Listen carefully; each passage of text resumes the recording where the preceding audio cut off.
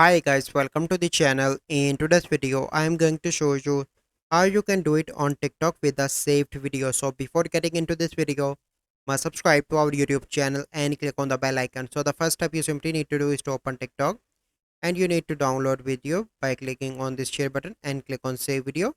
So once you download the videos, you simply need to go back and open Play Store, and from Play Store you need to download this application Video College Maker Mix Video. You simply need to click on open and click on, so let me remove that and click on video, and from here you need to select the frame. So I'm going to select this one for example, click on allow, and here you need to click on the plus icon. You simply need to click on that and you simply need to add the video. So I'm going to add this one and this one. Okay, so here you can see that I added two videos. So then you simply need to click on this tick mark, and here you can select the output resolution. So I'm going to select with 480p, and after that it will take some time to, so let me remove this ad and your video will be ready.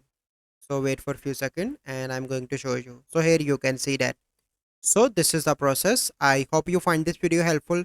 If you find this video helpful, must like this video, subscribe to our YouTube channel for future videos. We'll see you in the next video. Thank you. Have a good day.